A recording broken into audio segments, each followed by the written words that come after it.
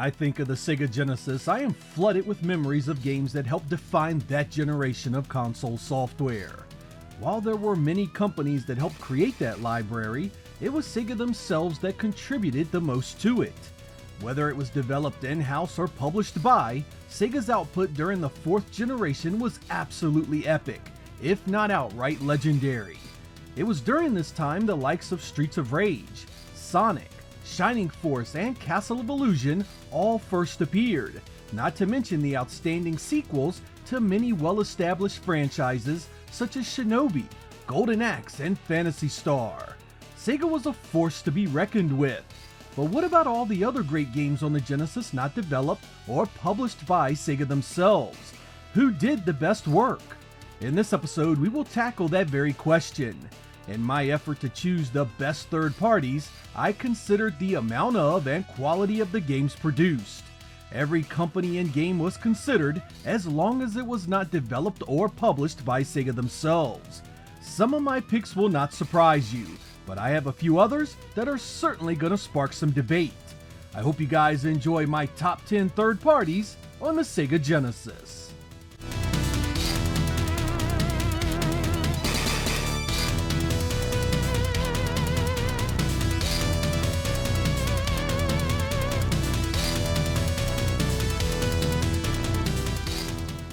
We start our journey with number 10, the venerable Sun Electronics, which is better known under its publishing label of Sunsoft. It was both a developer and publisher during this time, releasing some 16 games over the course of the platform's life. It began with memorable titles like Batman the Video Game, an action platformer that mixed in some fun vehicle stages and had some incredible music to play by. Sunsoft also did Super Fantasy Zone, in what has to be the most impressive console showing in that franchise's long run. They did a halfway decent standalone Superman action title, which wasn't as good as Batman, but worth playing once you adjusted to the mechanics. Sunsoft published the popular Aero the Acrobat games, the spin-off Zero the Kamikaze Squirrel, and they partnered with Success to bring out Panorama Cotton in Japan. There were a number of disappointments like Blaster Master 2 and Batman Revenge of the Joker, but overall I really enjoyed Sunsoft's work on the Genesis. I would have loved to have seen them do more in-house development, where they seem to have an impressive handle on Sega's 16-bit hardware.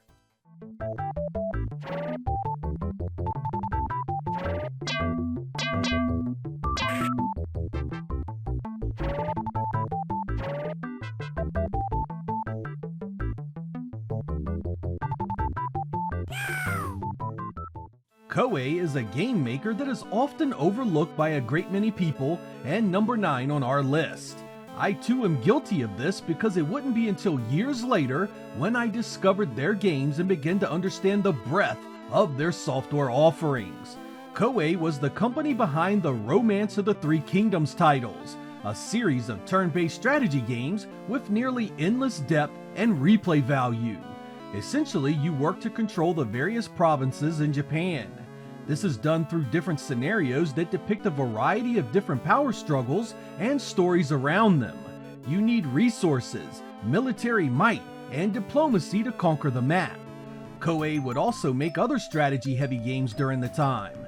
Aerobiz is a business simulation where you must run an airliner and put your competitors out of a job. Liberty or Death is a war simulation based on the American Revolutionary War. Pacific Theater of Operations was a war simulator where you battled during World War II as the US or Japan, trying to control the naval battles that raged across that part of the world. All said and done, Koei was responsible for some 15 releases on the Genesis, many of which remain some of its deepest experiences. Don't sleep on these games if you enjoy the genre.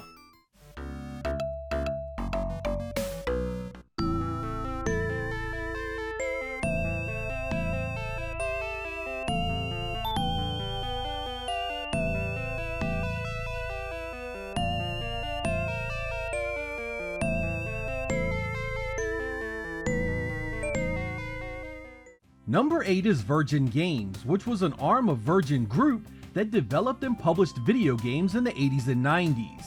It was also known as Virgin Interactive Entertainment.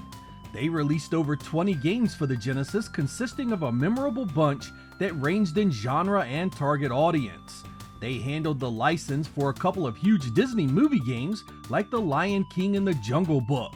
They worked with the likes of Core Design to get the Chuck Rock series published on the Genesis, and they even had their name on a few decent sports titles like Jam It and Muhammad Ali Heavyweight Boxing. Internally, they developed Cool Spot, the little guy based on the 7-Up ads of the day. They developed the action game Mick and Mac Global Gladiators, which was another decent McDonald's licensed title, if you can believe it. RoboCop vs. Terminator was another big license they handled, a run and gun inspired by the popular comic books. They published many other games in that time as well, making them easily one of the platform's go-to names. Sega even published their work on Aladdin, one of the best-selling cartridges in the Genesis lineup.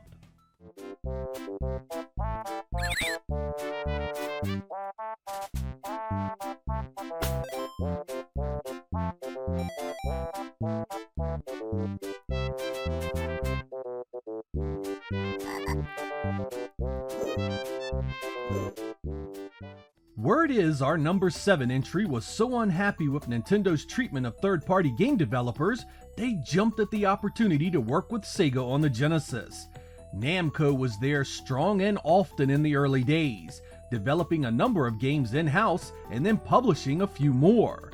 The forward-scrolling Burning Force was a shooter similar to Space Harrier, with some pretty impressive effects, and Marvel Land was a solid conversion of the arcade original. Namco brought over a couple of Pac-Man spin-offs for you to have a look at, and who could forget the challenge posed by their shoot-'em-up Phelios. Both Rolling Thunder and Splatterhouse may have started originally in the arcade, but both of these franchises saw sequels on Sega's platform that were fun and challenging. Namco even published Weapon Lord in the United States, a contentious but interesting fighting game developed by the group responsible for the eventual NFL 2K series. Nearly 20 titles would be developed or published by Namco for the Genesis, but they would abandon Sega when they determined Saturn development was not going to be cost effective in the coming 32-bit generation. Namco jumped ship to Sony and became one of the most important developers for the PlayStation.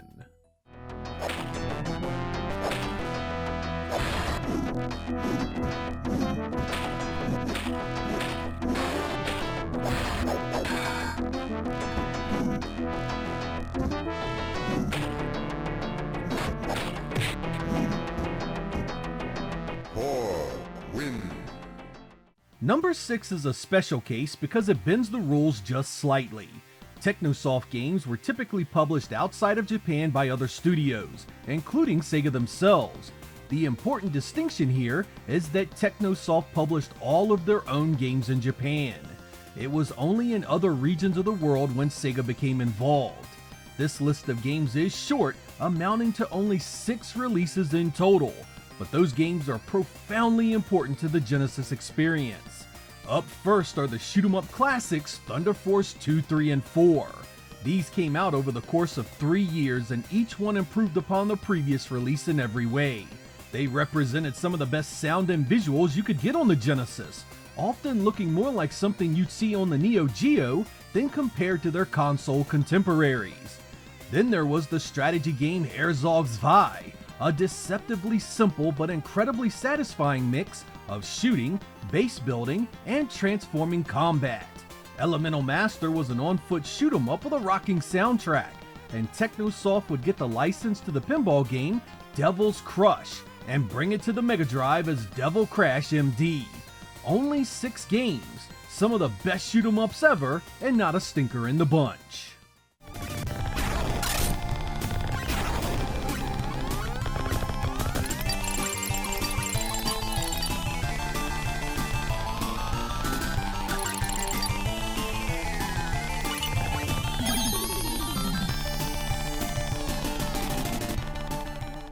Number 5 is an interesting choice because it had so many names under its umbrella.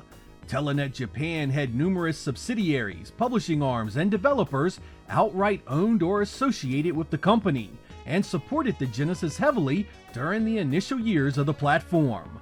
Wolf Team, Riot, Renovation, and a few other names were all part of Telenet.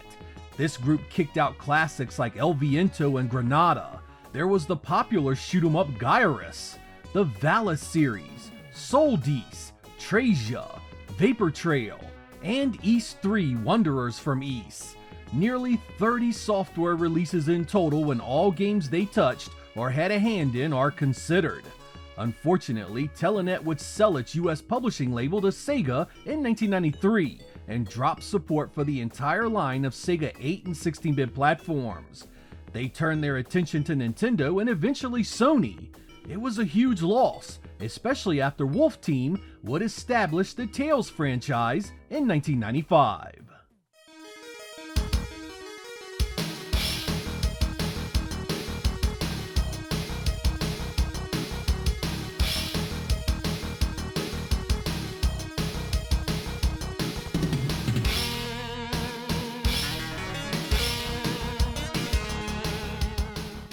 Some of you might have believed Capcom, maker of the extremely popular Street Fighter series, would be higher than number 4 on a list of third parties. The thing is that most of the early Capcom software was licensed and developed by other companies for the Genesis. Believe it or not, Capcom would not develop an in-house Genesis game until the release of Street Fighter II Special Champion Edition, and they even tried to offload that to another studio in the beginning. Of the entire Genesis library, Capcom would only develop and or publish 6 Genesis games themselves, a paltry figure compared to the Super Nintendo. As much as I wanted to drive that point home, I still can't deny the games they did have a hand in were pretty good. The Great Circus Mystery starring Mickey and Minnie was an excellent platformer that was really close to Sega's own Disney-based adventures. Saturday Night Slam Masters was a mix of a wrestling and fighting game with great graphics and some potent 2-player action. Capcom published Mega Man The Wily Wars, a mix of the first 3 NES games with improved graphics and extra content. They also published The Punisher, a port of their own arcade game. It was cut back quite a bit, but it was still the only way to play that game at home at the time. But I'd be remiss to not focus on their true contributions: Special Champion Edition and Super Street Fighter II. Say what you want about those voice samples, but they looked good and played incredibly well. Overall, I wish Capcom had done more for the Genesis, but what's there is still some top-notch experiences.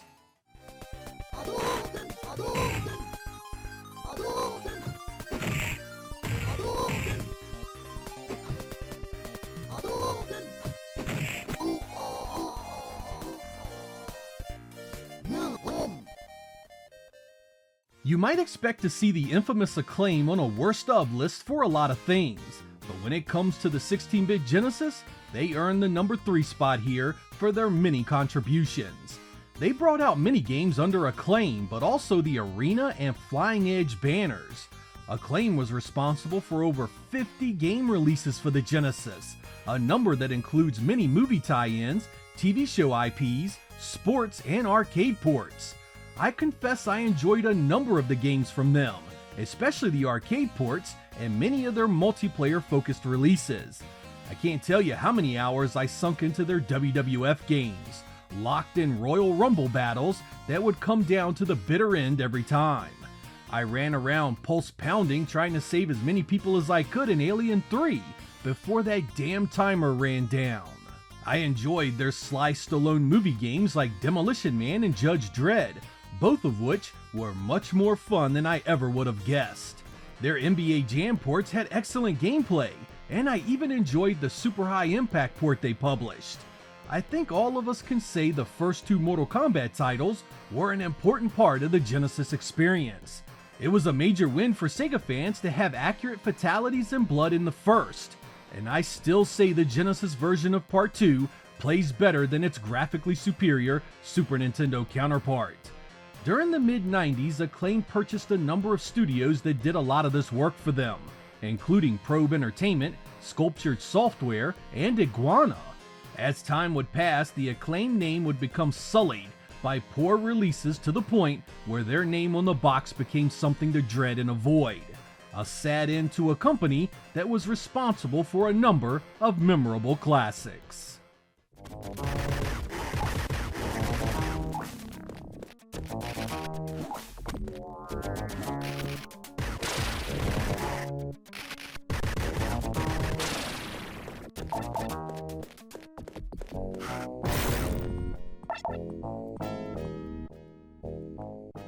Number 2 is the powerhouse developer and publisher Konami. They had been great during the 8-bit generation, but I felt they really came into their own during the reign of the 16-bit consoles. They were prolific makers of countless memorable Super Nintendo releases, and the Genesis itself wouldn't have been the same without them. Responsible for about 15 titles either published or developed by, Konami was a can't-miss name when you saw their box on the store shelves. Did you want a great 2-player gun game? They had it with the Lethal Enforcer series. Did you love running guns? How about an exclusive Contra that looked as nice as it played? Konami wasn't afraid to go after license deals either, taking the Tiny Toons IP and putting out an incredibly underrated platformer, and the Animaniacs, a puzzle platformer that was nearly as good. Konami also gave us a new hero to root for with Sparkster, who starred in 2 Rocket Knight adventures. Castlevania showed up with a throwback to the NES games, and boy did I love every minute of it. Filled with great special effects and a soundtrack from the heavens, it remains one of my top favorites even now. Add in some fantastic sports offerings, some Turtles love, and even some zombie slaying, and Konami's run on the Genesis was a can't-miss experience. They would go on to support the Saturn as well, but their heart was clearly with Sony at that point.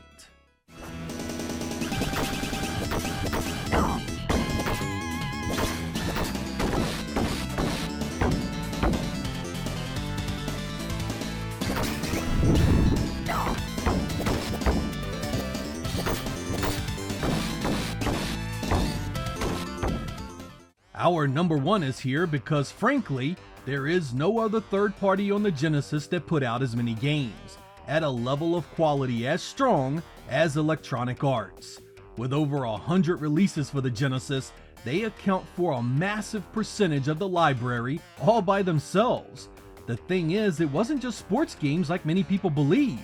Back then, Electronic Arts was bringing over computer ports by the truckload, a variety of software that included action games, RPG, strategy, and even a number of simulations.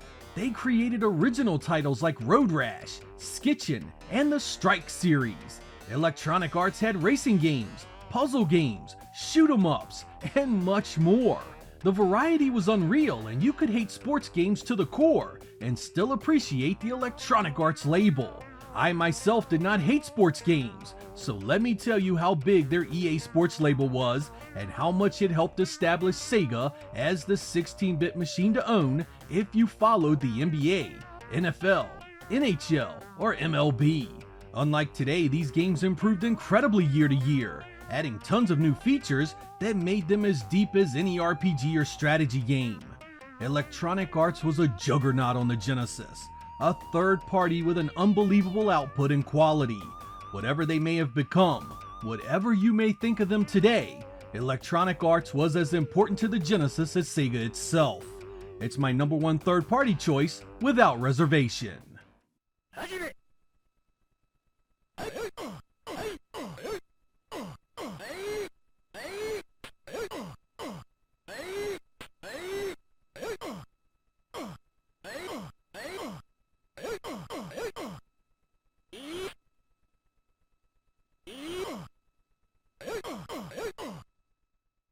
I'd like to end this episode by addressing a few omissions that you may be wondering about. I did not include Treasure as an option because they were directly tied to Sega for financing and publishing. Treasure was a second party for Sega during the Genesis run, so I kept them out of this video. If I had included them, they would be sitting squarely between Konami and Acclaim, with Sunsoft dropping off the list entirely. I'd also like to address the company Masaya, which would have been number 11 if it had gone that far. Their output was very nice as well, with a good variety of releases that all held a strong appeal.